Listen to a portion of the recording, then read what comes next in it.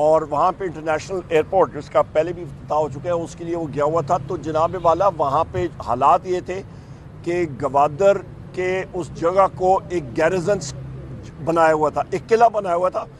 مقامی لوگ وہاں پہ نہیں جا سکتے تھے اندر.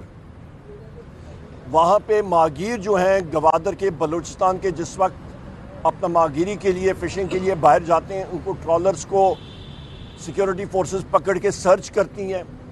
ان کا جو کیچ ہوتا ہے, جو انہوں نے شکار کیا ہوتا ہے, وہ ان سے لیا جاتا ہے. ان کو وہاں پہ آمد و رفت کی اجازت نہیں ہے. بلوچستان کے 7-8 اضلاع میں بدقسمتی کے ساتھ اس وقت آج پاکستان کا نہ ترانہ کوئی صبح گایا جا رہا ہے اور نہ ہی پاکستان کا جھنڈا کوئی لگا رہا ہے. حالات اتنے خراب ہو چکے ہیں بلوچستان میں.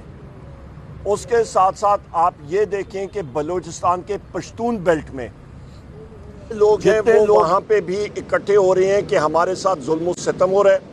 جو آپ کی انفورس ڈسپیئرنسز ہو رہی ہیں اس کا امپیکٹ بہت ہی زیادہ نیگیٹو ہے. لوگ ہوش کے ناخن لیں اسلام آباد میں, لوگ ہوش کے ناخن لیں پاکستان میں.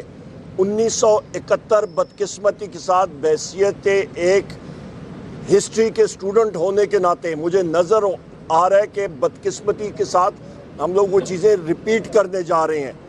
مارنگ بلوچ صاحبہ کو آپ نے یا جلسہ نہیں کرنے دیا تو اس کا امپیکٹ دیکھیں. لوگ پھر بھی نکلے. میں سلوٹ پیش کرتا ہوں پاکستان کے ان لوگوں کو جو کہ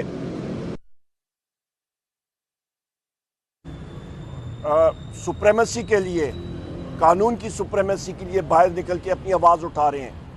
مارنگ بلوچ صاحبہ ہو گئی اور ان کی طرح ان کے اور ساتھی ہیں. وہ کیا چاہتے ہیں؟ آئین اور قانون کی بالادستی. لہٰذا خدارا لوگوں کو آپ گولی کے زور کے ساتھ, ڈنڈے کے زور کے ساتھ سپریس نہ کریں. میں یہاں پہ پنجاب پولیس کے جتنے بھی یہاں پہ